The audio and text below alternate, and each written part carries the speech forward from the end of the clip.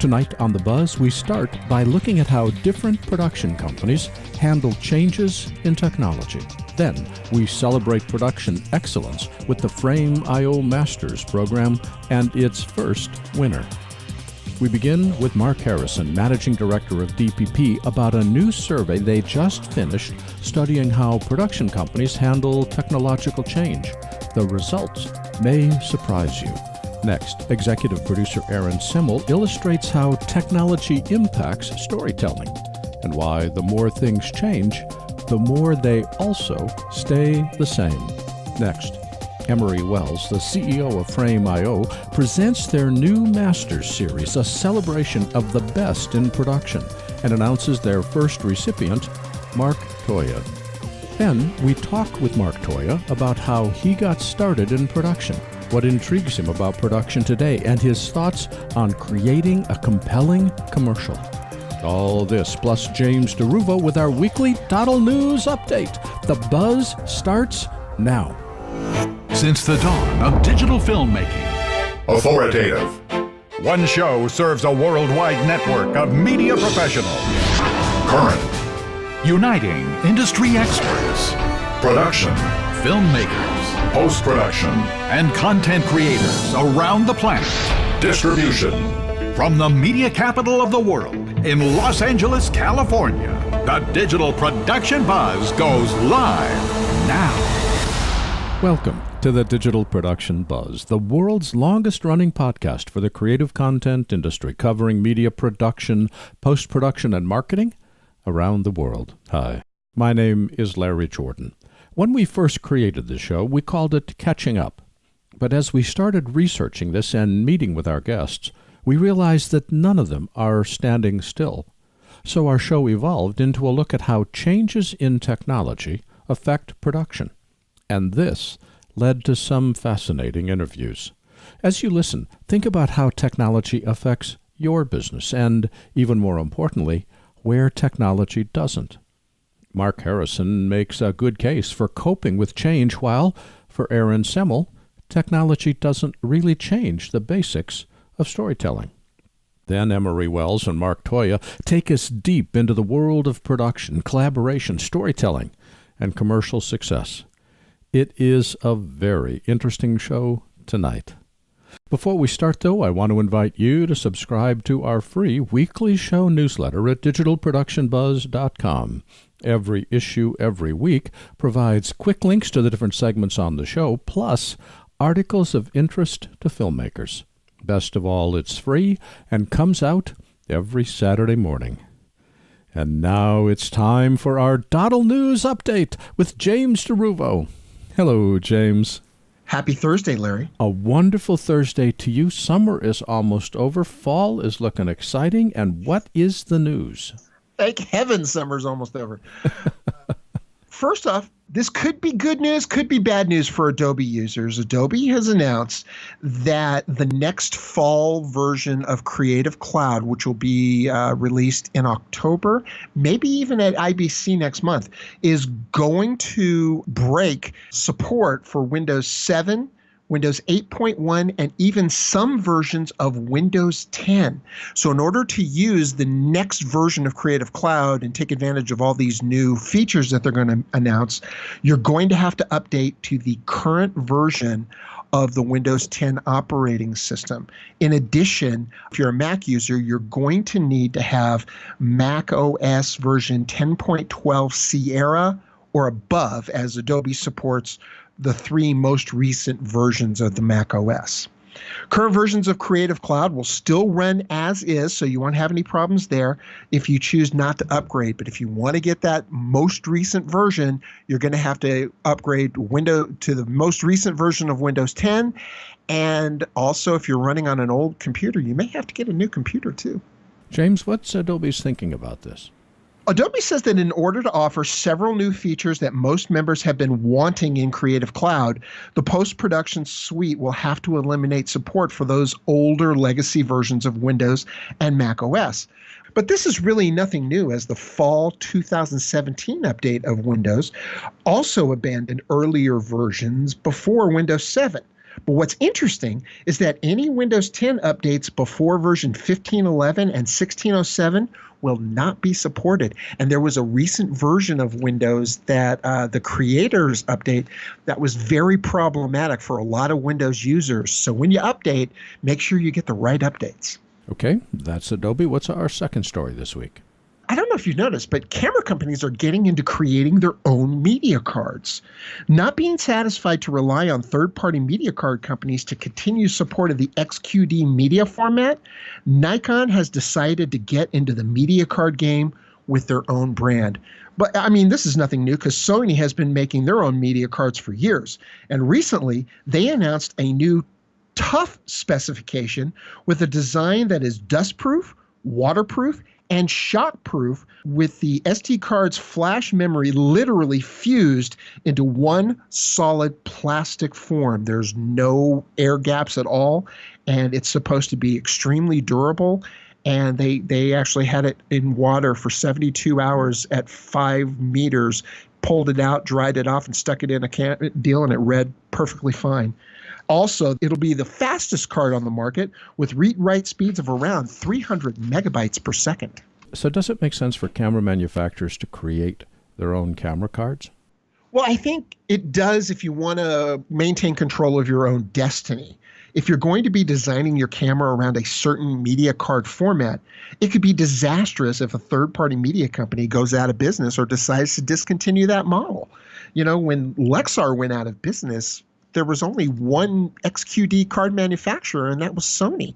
I think Nikon's thinking was, we really have to control our own destiny here. Otherwise, we could screw ourselves when it comes to not having the format. And then we have to redesign the camera all over again. So it makes sense.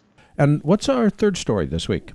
Well, we finally got some test footage for Blackmagic's Pocket Cinema 4K camera.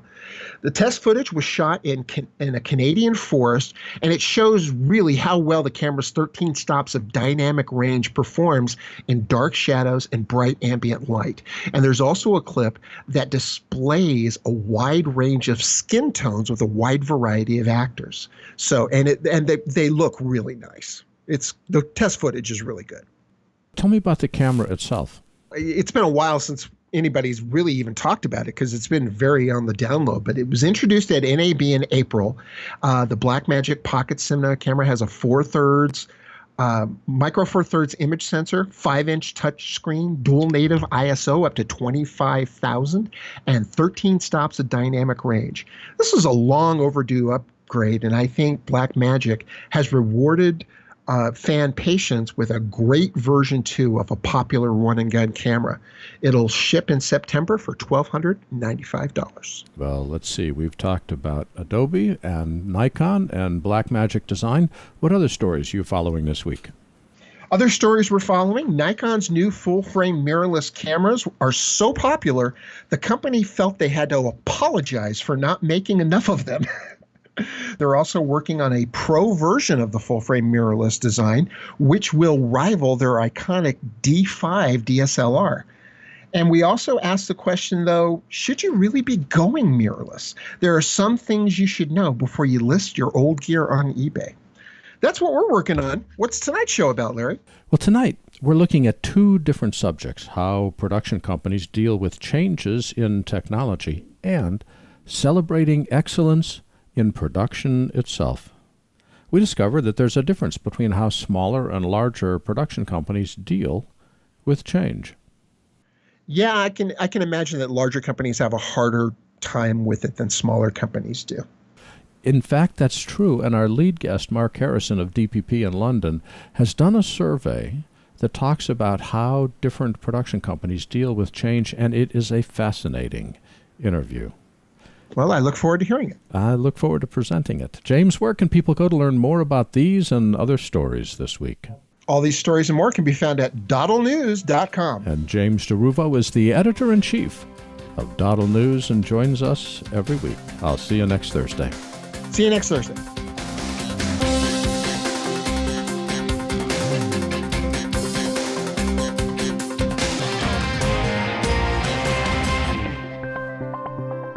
Here's another website I want to introduce you to, DoddleNEWS.com.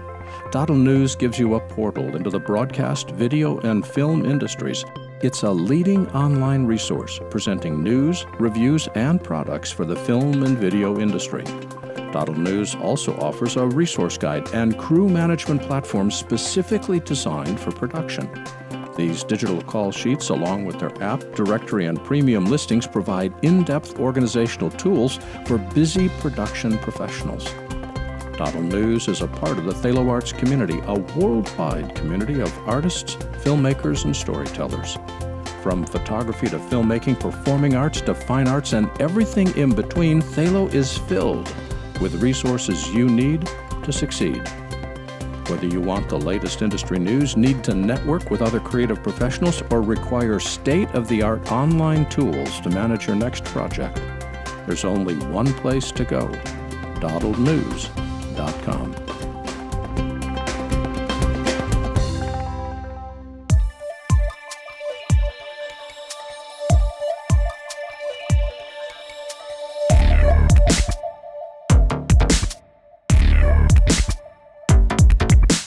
Mark Harrison has 20 years' experience as an award-winning freelance producer and director. He's now the managing director and co-founder of the Digital Production Partnership, or DPP.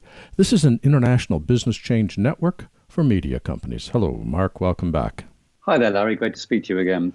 Mark, the reason we want to talk with you today is about your recent survey on production. But before we get to that, give us a quick description of who DPP is so we can get a better understanding of your perspective. We're a media industry organization that uniquely works with the whole supply chain. So we're not a trade body that represents a particular group. We're actually an independent organization that will work with anyone from production through the supplier network to the content providers and the platforms to help them to understand and manage change and try and improve their businesses to cope with it. Well, that leads directly into the survey that you recently conducted. It was a survey on how production really works. What was the purpose of the survey? As somebody who comes from production, I've always been aware that although the content that gets made by producers is the oil, if you like, that sort of lubricates the wheels of our industry and makes us function, that nonetheless, the world of production is rather mysterious and kind of dark and strange to those that aren't in it.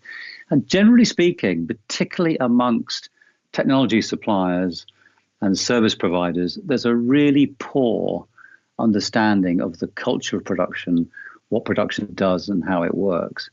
So we thought that given that, everybody's saying how video is driving the internet and how there's more production now than ever before, that we'd just reach out to the production company community and find out actually who's out there, what are they doing, and how are they doing it. I tell you, having done production for 40 years, it's amazing that anything actually gets recorded on film or a camera. So, and I've been on the inside much more than the outside. So who did you interview? Well, we had responses from almost 60 different production companies. They were mostly in the UK, although not exclusively. There were some from the States and some from continent of Europe. But they ranged in type from great big independent production groups, global production entities, right the way down to, tiny companies, a couple of people. And they ranged in content creation from people making multi-million-pound drama through to people making very low-cost branded content. And whilst all of them the same 50 questions, and there were 50 questions that mostly had drop-down type answers so that we could create data that we could then analyze and find some patterns in. Well, here's the question I've wanted to ask ever since I read about this survey. What did you learn? I guess the key thing we learned was this, that the production community seems now to be divided into two primary groups. On the one hand, you have production companies that still overwhelmingly direct their activity at the broadcast market. So they're mostly making for television. And they're beginning to make for the major online providers as well, but that's of course still essentially the same kind of content. Pretty high quality, major projects take a long time to make. So you have those, and those companies either are quite sizable, like 100 or so employees or more, and turning over, $5 to $10 million a year or more. Or even if they're smaller, they tend to exist within a group of companies, so they still have a bigger entity that owns them. So you have that group. And then at the other end, what we found was a huge number of very small independent production who couldn't care less about TV. These companies are directing their effort branded content and promotional content. Found a new area of business in which they can thrive. In your press release, now that we've got these two groups, those that are working with broadcast and those that are working for the web, you talk about the culture of production. How has this changed over the last few years? Well, what we found was that in many respects, the culture amongst broadcast production companies has changed remarkably little. They're still in that cycle of big, long projects. They increase and decrease in size quite dramatically depending on how the work comes in and the work goes. Yes, they have slightly more multi-skilling. Yes, they do now do a lot of offline post-production in-house. Yes, they quite often own some production equipment themselves, like cameras and sound recording equipment, because some of their people are doing self-shooting. But they're not dramatically different from what one would have found 10 years ago. Largely, these are people in particular roles with very particular jobs in the production chain. And that's because big productions actually demand that kind of specialism. But then in these smaller entities who are directed at non-broadcast activity, you have pretty much the reverse of that. They're very flat, they're non-hierarchical. They tend not to have separate offices for their bosses. They are highly multi-skilled. They do a lot of stuff themselves. So what we found was that the type and range of content that those companies make is actually far greater than the bigger entities, because they'll make whatever they need to make in order to satisfy their client. And they're very at home with the cloud and with connected services in a way that broadcast group just aren't. I want to come back to the cloud, but before I forget, do your findings apply mostly to the UK, or can we extend these to North America and the rest of Europe? I think we have to say that we're confident about this in the UK because we had fewer respondents from the other territories. We'd have to say there's nothing that we found that was inconsistent with this, but I couldn't be quite so confident that it's exactly true. I'm pretty confident, however, that as a general observation, that production around branded content is now a really major endeavor worldwide. You mentioned just a minute ago that there's a difference in how production companies are using the cloud. What have you found? Well, what we found actually was that overall, still across the board, with all kinds of companies, remarkably few are using cloud storage. So only 40% of all the companies who responded to our survey are using cloud storage. They're still living in a world of hard drives on shelves. But what we also found was that when it comes to having confidence in using cloud-based services, that actually 80% of our companies who were very confident to use those kinds of services are in the non-broadcast community. When you look at the world of the traditional broadcast making content, they're still remarkably immune to a lot of the developments that have happened around connectivity. It sounds like, and I guess we should really expect this, that smaller companies are faster to embrace new technologies than larger companies. From this, what can we extrapolate? I think that's true. The smaller companies are much faster at adopting new technology than the big ones. What I think we can see in this is that actually there is a risk for larger companies that they're going to get left behind. They're going to find themselves sitting on islands of production techniques that actually restrict them to the world of premium content. Now, make no mistake, in the world of premium content, very traditional production techniques are still highly relevant. Now finding you've got producers who actually want to work with new technology, who want to be agile, who want to use different and new means of production. And if they look for where they're going to want to work, right now, they're going to be more tempted to go and work in a small company making promotional and branded content than they are working in television.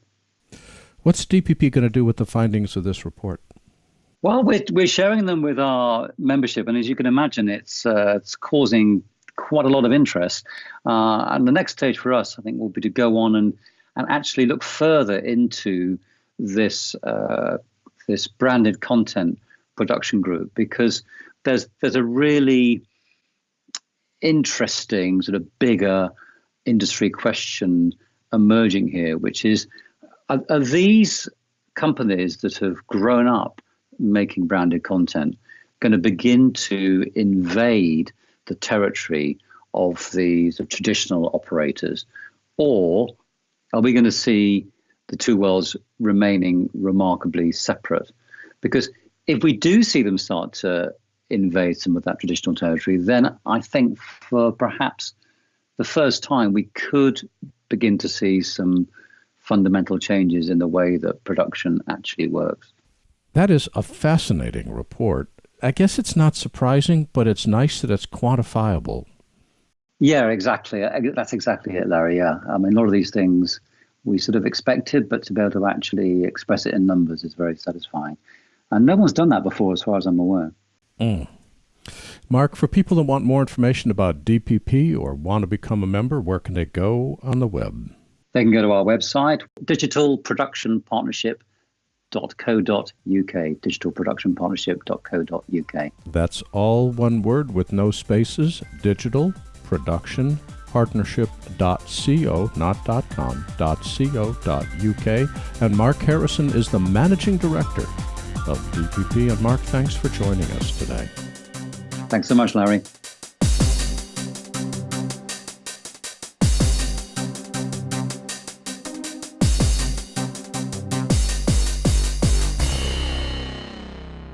Aaron Semmel is a television and feature film producer with more than 20 years of experience in producing all forms of TV, from unscripted reality shows to scripted, episodic to long-form miniseries. Hello, Aaron. Welcome back. Hello, Larry. Good to be back. Thanks for having me back for a conversation. We are always delighted to have you back. In fact, the last time we spoke was in February, and we were talking about how to create a production budget. This time, I want to check back in, see what you're working on, and follow up on some ideas that Mark Harrison suggested earlier in the show. Earlier, we chatted with Mark about how smaller production companies adopt new technology faster than large companies. So from your perspective, in the projects that you work on, how do you decide what new technology to use in your productions? Honestly, at my level, what I do is I work with my team of people around me. Technology and what I do falls into basically every aspect of production, even as early on as the development of product. You know, everything look as good as it can, and that's where technology really comes in. You always want to use the best product as far as cameras, sound equipment, software, digital storage implements. You know, all these things become very important to us because we want to have the highest quality possible. Yes, but let me push back on that. I think that's a perfectly viable thing to say, but it doesn't get proven out in reality because among everything else, every producer I've ever met is risk averse. They don't want to risk budget, and they especially can't risk the deadline. How do you balance taking a risk with new technology versus running the risk that you're going to miss a budget because the new technology doesn't work? Well, it's always important to talk to people in the terms they understand. And whenever you're applying financial burden upon a production, asking them to spend money, which is what you're doing when you're talking about new tech. And quite often, these conversations come up with us where, somebody wants a new piece of equipment. And like you said, we have to weigh that against the budget and say, is it worth it? I often try to tell people that the language to speak, the terms to use when you are discussing spending more money on tech, always speak to the people in terms of the time and dollars it will actually save. You can never impress an executive producer or a supervising producer with tech talk. It's just going to go right over our head. So really, what you have to do is you have to talk to us in the terms we understand. And we often say in our business, there's three things that it takes to make a movie, and you only get two of them. Those three things are money, time, and quality. So you're only getting two out of those three things. That means if you want high quality and you want it to happen fast, it's going to cost a lot of money. If you don't want to spend a lot of money and you want high quality, it's going to take a lot of time. These are the ways it lines up. So if you're asking someone to spend money, that means you have to tell them how it's going to save them time. How is it going to get them more quality? That's exactly how you talk to people. Most people in my position, if you start talking about how fast a scan disk reads or the velocity of a hard drive, you're going to lose us right away. But if you go to us and ask us to spend money on tech, then always translate that to the amount of time it will save and the quality it'll add to the project, and you'll have a much more successful conversation. Wearing your executive producer hat and story development, have you ever changed or improved a story because of the technology you have access to? I'm going to say no, Larry. I'm a purist at heart. I'm an artist, and I believe that the most important thing, and I say it all the time, story is king. Your story very rarely would be affected by any tech, so to say. Now, what tech does do, which is amazing, is it gives you the ability to tell your story in new, different ways, more efficient ways, better ways, perhaps. That's what's really cool about technology. I mean, we're really at a point now where my 10-year-old nephew can really film high-def movies on his phone and edit them right there and upload them to a distribution source and have fans see it.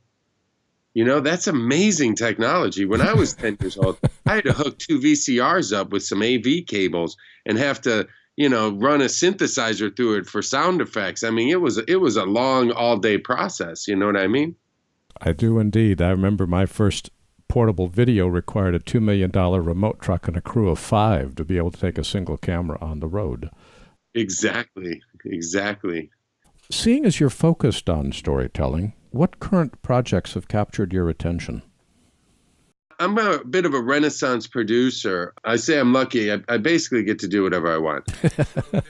I'm very lucky. That doesn't mean, I don't have my own trials and tribulations and life is easy. It's difficult all the time. But, I've, through my years of experience, have acquired the ability to make feature films and to handle the financing and deal process of those. I've had the experience of making television, reality TV, unscripted, documentary, all the way through to very high-end, long-form miniseries and episodic dramas. I've been very lucky and blessed. And so I'm always working on a variety of things. I mean, right now I have 2 feature films that I'm working on, one of them based on a real-life event. Another one is based on a foreign movie that we're remaking as a U.S. English version. These are things I say are fun and keep me busy. I have a couple television show projects I'm always working on, 2 in the reality TV space and 2 in the scripted television space right now. Very excited about both of those. That's a lot of fun meetings with network executives and agents and managers and until somebody says yes. And then we go into production, which is always fun.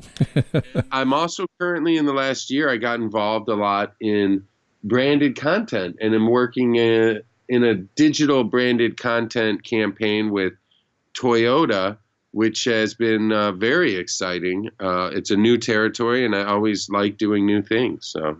Okay, well, let's just follow that for a second. What is it about these projects that gets your attention? Is it the characters? Is it the plot?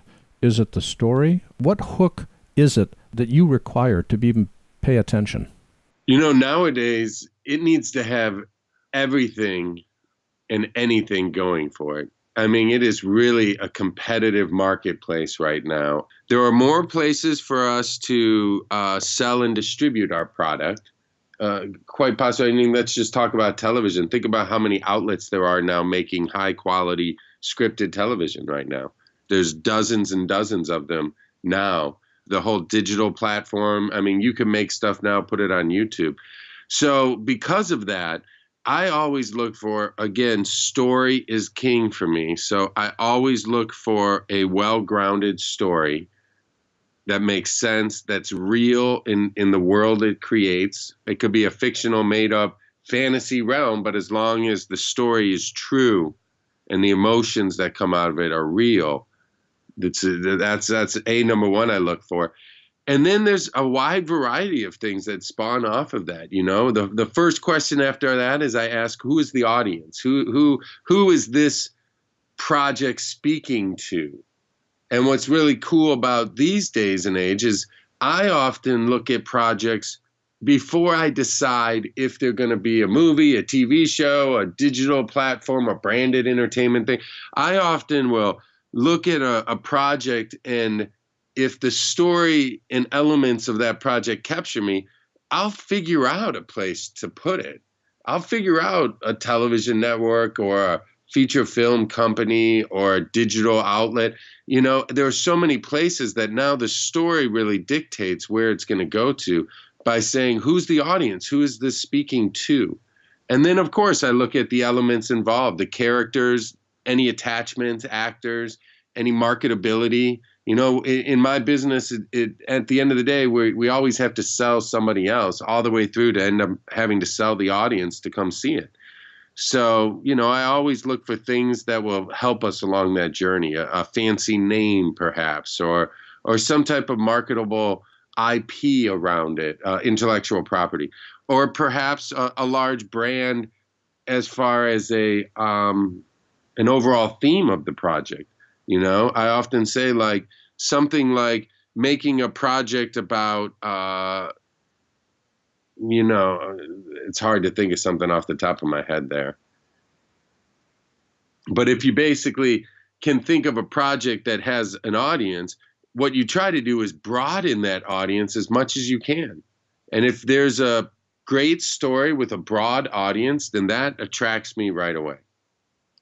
You've got more opportunities for distribution, but you've also got more competition than ever before. Is it still possible to make a living in the business? I ask myself if it's possible to make a living in this business every day, Larry. I often say maybe I'll sell one of these projects and I'll actually make minimum wage. It's tough. It's tough out here. I was just saying earlier, as long as you find great stories that have an element that can be marketed to people, to its audience, that story is speaking to, you'll do fine. And that's what I strive to do every day, is find great stories. And then once I find them, then I think of, how do I deliver this to the audience? Very cool. Aaron, is there a place people can go to keep track of the projects you're working on, or how can they reach you? If you want to find me, you could always email me. My email address is very easy. It's just my name, Aaron Semmel, AARONSEMMEL @gmail.com. I always believe conversation leads to something. At least lunch. Exactly. And Aaron Semmel is an executive producer of television and feature films. And Aaron, it is always a delight talking to you. Thank you for sharing your time. Great. Thank you, Larry. Thank you so much.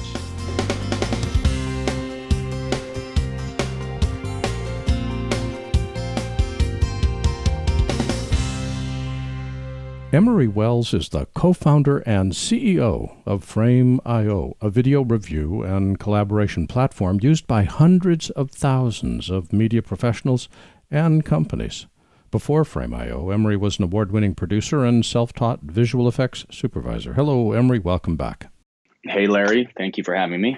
I want to talk with you about your new Frame.io Masters series, but before we do, give me a quick description of what Frame.io does to sort of set the scene. Well, I think you described it well. Frame.io is a video review and collaboration platform.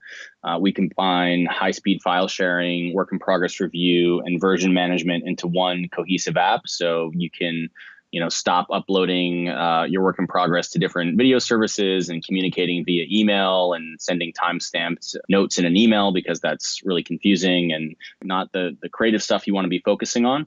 Frame.io kind of puts that all into one cohesive app, and then we integrate with all of the desktop creative tools like Adobe Premiere, After Effects, Final Cut Pro, Media Composer.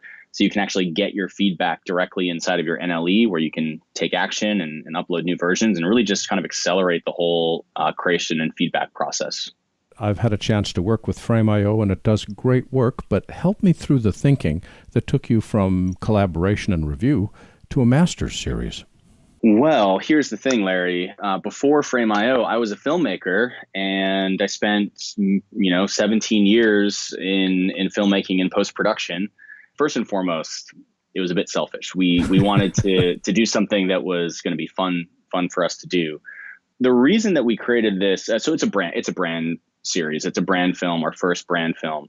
And the goal of a brand film is really not to sell per se. You're really just trying to get people to remember you, because I've come on your podcast 4, 5, 6 times maybe over the years, and I talk about all the amazing things that Frame.io does. And I could be really lucky if people remember just 1 or 2 of those things, but most of the things I say on this podcast, people forget.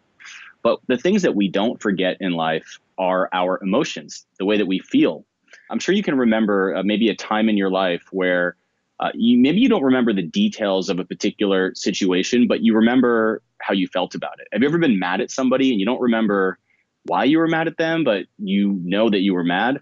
It's because humans are deeply emotional and we remember how we feel. So we wanted to create a brand film, 1, that made people feel something, 2, that expressed our values and the things that we care about. At Frame.io, we care about great filmmaking and great craftsmanship. We put that same level of craftsmanship into our own products, and we're doing it for the craftspeople of the film and video world.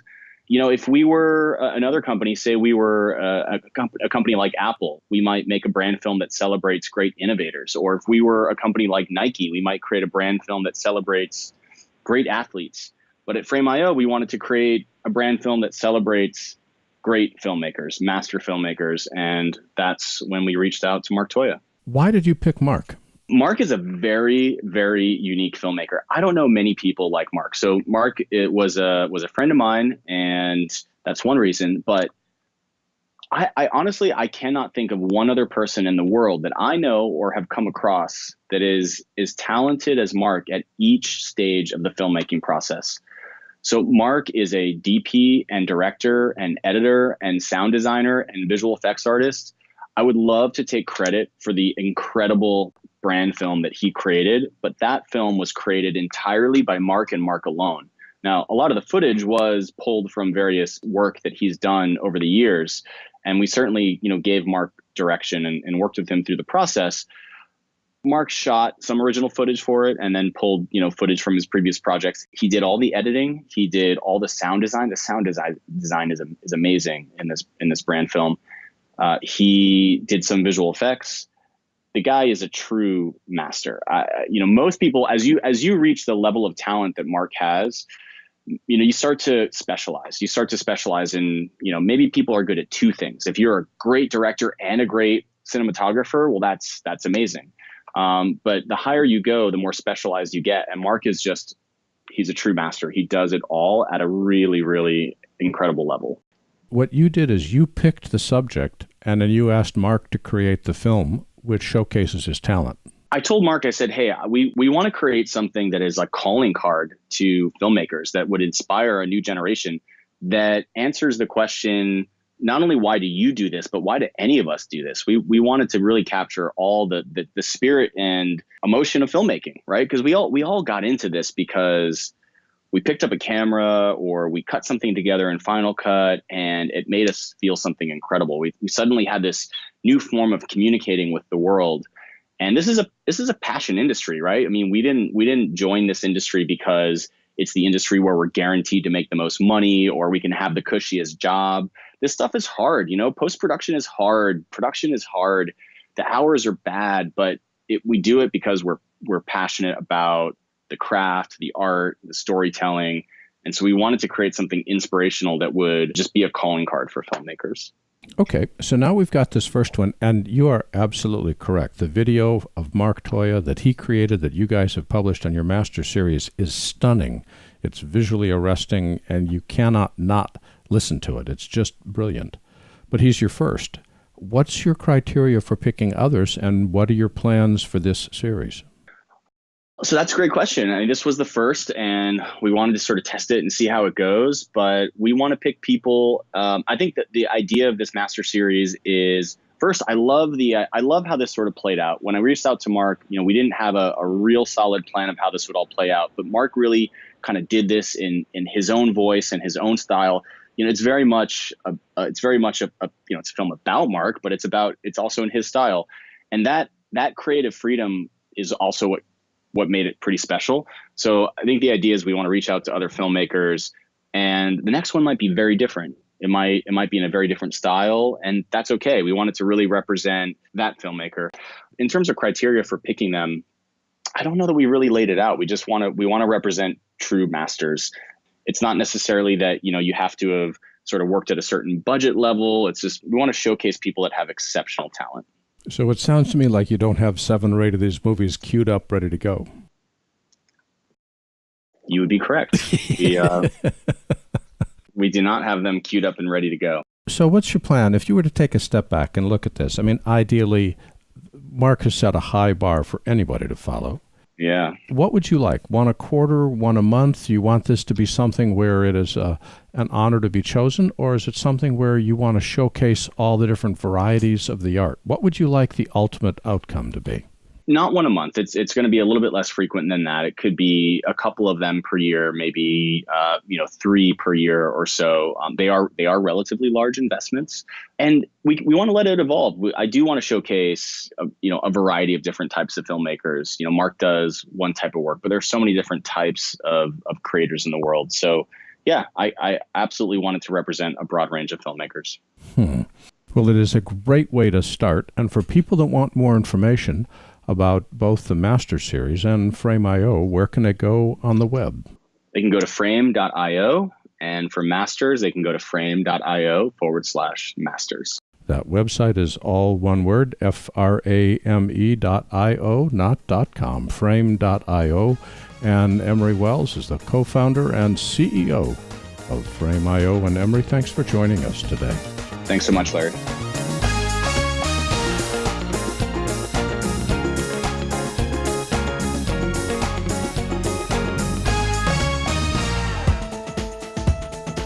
I want to introduce you to a new website, Thalo.com. Thalo is an artist community and networking site for creative people to connect, be inspired, and showcase their creativity. Thalo.com features content from around the world with a global perspective on all things creative. Thalo is the place for creative folks to learn, collaborate, market, and sell their works. Thalo is a part of Thalo Arts, a worldwide community of artists, filmmakers, and storytellers. From photography to filmmaking, performing arts to fine arts, and everything in between, Thalo is filled with the resources you need to succeed. Visit Thalo.com and discover how their community can help you connect, learn, and succeed. That's Thalo.com.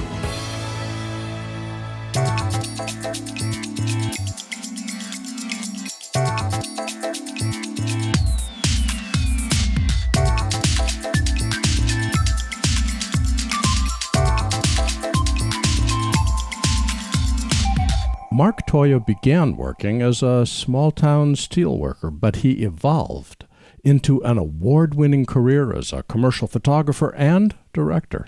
Based in Brisbane, Australia, Mark is the first featured artist in the Frame.io Masters series. Hello, Mark. Welcome. Hi, Larry. Pleased to meet you. First, congratulations on being chosen as a master by Frame.io. In the film that you created to describe your work, you focused on the phrase that art doesn't pay. Why was that important to you? A lot of it stemmed from a teacher that pulled me aside one day because I was pretty much a failure at school in most subjects except for art. And I put so much effort and energy into doing that a teacher that wasn't interested in art pulled me aside and said, don't muck around with that. There's no money in it. And he literally said the words, art doesn't pay. Go and get yourself a real job. And so I did. You know, my father came home and said, would you like to be a boilermaker, which is like a steel worker in Australia? And there's an apprenticeship where I work if you'd like to try for it. And I did, because it was a real job at the time. So that's why I went and did that. With this term ringing in my ears, art doesn't pay, so I just thought, well, if it doesn't pay, I need to pay the bills, so let's go and get a real job. But fortunately, you didn't necessarily believe that teacher's advice, which I'm taking to heart because I teach myself, so I got to be careful what I tell my students. But what was it that caught your attention and flipped you from being a Boilermaker into a photographer, and how did your career grow from that? It's been quite a story, actually. My girlfriend, then wife now, her brother bought a 35mm stills camera, or reflex camera, and he showed me. He was so proud of it, and he showed me, and I remember looking into the viewfinder and went, holy mackerel, this is awesome. So anyway, I rummaged around, found some spare money, and I used his for a little while, but ended up buying my own camera. And I took a photo because I was racing motorcycles at the time, and I was racing yachts at the time. I know, two different contrasts, sports, but that's what I like doing. Mm-hmm. I took a photo of a yacht. I was thinking about money. I just sent that picture to a magazine, a yachting magazine, and they sent me a check for $50. That all of a sudden art did pay, right? So, and not a word of a lie. It was like I was struck by lightning. That $50 check, I did stare at that check. I mean, I wasn't lying in that video. I did stare at that check for hours, and I wish I kept it and framed it, to be honest. But that moment was a revelation to me. I thought, I just made 5 hours. At the time, I was getting paid about $6 an hour or $8 an hour. But I said, I just got pretty much a day's wages in 1 second. I literally went crazy after that. I went and shot so much stuff the next weekend, and I sent it to every magazine I could send to, and my next check was like $300. And I went, holy mackerel, I've just earned my week's wages in one day. Do you know what I mean? The term art doesn't pay is obviously it's a term that literally is my driving force behind me, you know what I mean? Because it actually does. It was just something that my teacher told me, which was completely wrong. Let's fast forward to today, and I've had a chance to look both at the demo reel and the Masters reel that you put together for Frame.io. Both of them are spectacular. And for people that haven't seen it, Mark's website is Toia, Toia.com, and you deserve the visual treat of watching these videos. But I have a question. You got hooked on photography, but so many of your images are effects heavy. Is quality photography no longer enough? Oh, no. I mean, I just keep expanding my mind and my skills and my whatever I can do to make a shot better. And I just happen to have a lot of clients that like visual effects and want visual effects. So they want everything in their commercials. So they want beautiful pictures, and they want a dinosaur or something running through the shot. And look, over the years, it's just, we've had car commercials that have turned up and no car has turned up. So then they are, well, can we put a 3D car in there and go, yes, we can. So really it's just and it's an extension of, but look, my forte is cinematography. I'm a director, obviously. I love storytelling. I'm in the middle of a feature film movie. That's how much I'm into the whole experience of storytelling. But at the end of the day, people need to be visually compelled, whether that's a shot that's just beautifully shot, that's compelling, or whether there's a massive amount of visual effects contributed to that. But, at the end of the day, I work for an advertising industry, and I just want to be able to deliver exactly what people have asked at a high level. So if it's got an effect shot in it or if it hasn't, it doesn't matter to me. Let's keep your commercial directing hat on rather than features, because features is different. Yes. When you're doing commercials, what do you look for in your models? Me personally, I need a different commercial each time. I don't want to become a niche director, right? I started doing a lot of car TV commercials, 15 years ago or more, and that's all everyone thought I did. It was just car ads. So I literally had to stop doing car ads for 2 or 3 years just to get my showreel to have something different in there. So my model is never to have a niche look. Try and deliver many different styles. Don't have one, because when you become a niche director, you're minimizing how much you can actually do in the world, right? Because there's so much diversification out there. Another thing too, you'll get bored. Well, I got bored very quickly of doing the same thing. I want to, number one, stay current.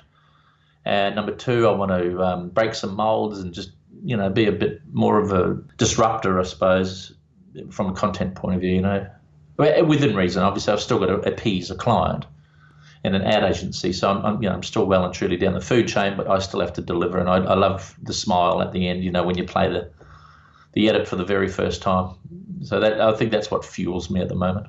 Having happy clients, I think, is a very wise business decision. Yeah. Let's go back to your commercial. A client hands you a script or a concept. How do you plan your commercial? What's your breakdown process? I think your breakdown process is being worked on while you're trying to win the project. A lot of clients just ring me and just hand me the job because I've got a good reputation now and be glad for you to be part of it, right? So, which is nice. But what still happens is a client that may not know your backstory or what you're good at, or they've not looked at your show reel, you have to pitch on that bit of business. So the ad agency will give you a script. You'll be briefed by the creative department of that ad agency, and then you've got to come back with an executional idea on how you would bring that to life. So that's where your ideas come in at that stage. So you've got to say, well, I want to shoot it like this. So you give examples, and I'd like to edit it like this, and you give examples, and I'd like the coloring to look like this, and I want to shoot with these types of lenses, and you sort of break it down how you will execute this film. So your whole idea or your whole way of execution literally is at that point. So then the ad agent, you give that to the ad agency, they go, yeah, we love it. You're the guy we want to use. They'll go and pitch you then to their client, go, well, this is the guy we'd like to put forward for your project. They then read that document as well, which is usually quite a large, painful thing to do. So they'll read that and they go, yes, we love this guy's ideas. Also, let's use them. So really, your whole creative process occurs before you even book the job. Correct, yes. Well, you need to think about what you're going to do. And it's no good, thinking of something and then doing something completely different. And that's just a great way never to work ever again. And another thing too, you do compete with a lot of people that don't write those treatments. They just hire a ghostwriter to do them and put a whole heap of fancy words in there. And so you're sort of competing with, I like to write my own treatments. I'm very pragmatic. I like to be very forward in my treatments, and factual, rather than writing poetic fluff. But a lot of times I've lost projects to guys that have, there's a lot of poetic fluff gone in there, and I've lost because I am too factual. So there's, some clients want to hear fluff, and other clients want to hear facts. So it's you got to be very careful how you present those treatments as well. You know what I mean? You sort of got to find that happy average. What first got you hooked on the whole idea of visuals and visual communication was when you held that camera and you got everything done in a day and you got paid for it. Now, Emery was describing your ability with effects, and effects are the exact opposite of it. Effects are like painstaking work over days and weeks. How do you manage to stay focused on effects when you so much enjoy being in the moment and shooting a photograph and sending off to get the check? Look, I don't do all effects. For instance, if there's a dinosaur running through the shot, that might be a 8, 10, 12, 15-person project if you need to get that done in 3 or 4 weeks, right? Mm-hmm. I can do a dinosaur in 3D. I can composite. I can put it all in. But that project would have taken me 3 months to do it by myself. You know what I mean? So you've got to work in that time frame. So from a visual effects point of view, is a lot of 2D matte painting and stuff, I'll do all myself because I love doing that stuff. You know, if I want to make a small scene look like a giant epic thing, because I enjoy matte painting. It's a bit of a hobby. Mm-hmm. And I love creating big visuals from nothing. It's a really beautiful shot. Half of it's really beautiful, but the background looks terrible. I'd love to put some mountains in there or a volcano or something, you know what I mean? You're messing with reality. Yeah, it's just about finishing. So cinematography isn't just within the camera. Your cinematography you can finish that image in post very easily, just by obviously learning new tools. You know, a lot of people go, wow, where'd you shoot that? You know, the reality is well, I shot that half in Bangladesh or back of America or whatever, and that top half was a plate shot that I shot 3 years ago and something, with another picture, or I bought a stock photo and manipulated it or something, or I've just built it in 3D and shoved it in there. So that sort of stuff I love to do myself. It's part of the process and it's part of the art and part of the craft. And the other thing too is, you do have to stay ahead of your competitors. It's sort of like, how can you deliver an amazing shot that your competitors can't, unless they have to go through the process of going to a post house and all that, but then they become financially on the back foot. Do you know what I mean? It's something that I can do in the airplane while I'm traveling home on my laptop, or, you know what I mean? It just makes me a little bit more of a commodity in that sense. And I like that fact as well. That's where the art doesn't pay thing. It does pay. It does pay when you do a lot more yourself, because you're the crafts person. And what happens is, when I was a painter in my youth, I didn't sketch it out and then give that painting to someone else to finish off. I finished off that painting myself. So I try my very best to do as much as I physically can. If I can't, I farm it out to very talented people around the world to help me. You love being competitive, don't you? Yeah, well, it's my racing days. I mean, I used to race bikes, and boats and stuff. So, I love the competitive nature, yes. Mark, for people that want to track the work that you're doing and hire you for their next gig, where can they go on the web to learn more? Toia.com. There's enough there to wet everyone's whistle. More than wet their whistle. It will leave your jaw on the floor. The website is toia.com. And Mark Toia is the first master with Frame.io and an unbelievable cinematographer and director in his own right. Mark, thanks for joining us today. And thank you.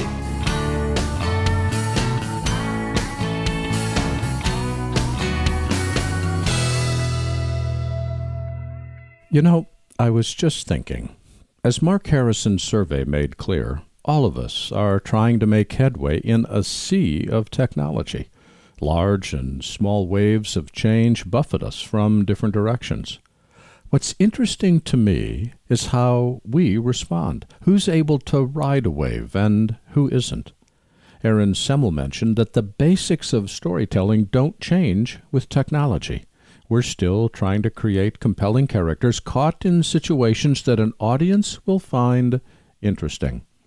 Technology doesn't affect the fundamentals of a story, but does affect how we tell that story. When I started my video career, I specialized in directing and producing live events. There, the story was the event itself, a game, a concert, a dance, news story, award show.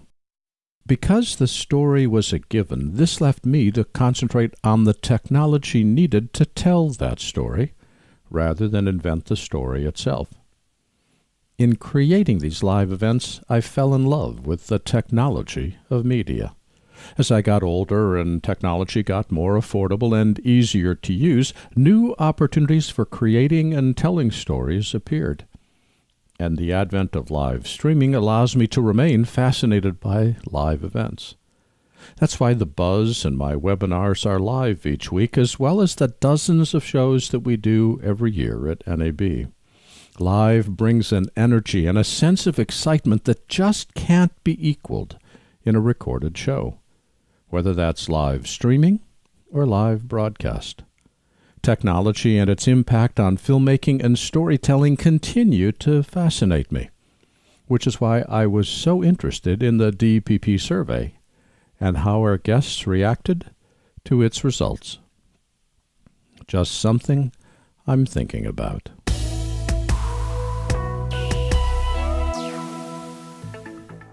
I want to thank our guests this week, Mark Harrison with DPP, Executive Producer Aaron Semmel, Emery Wells with Frame.io, Mark Toia with Zoom Film and TV, and James DeRuvo with DoddleNEWS.com. There's a lot of history in our industry, and it's all posted to our website at digitalproductionbuzz.com. Here you'll find thousands of interviews, all online and all available to you today. And remember to sign up for our free weekly show newsletter that comes out every Saturday. Talk with us on Twitter at DPBuzz and Facebook at digitalproductionbuzz.com. Our theme music is composed by Nathan Doogie Turner, with additional music provided by smartsound.com. Our producer is Debbie Price. My name is Larry Jordan, and thanks for listening to the Digital Production Buzz.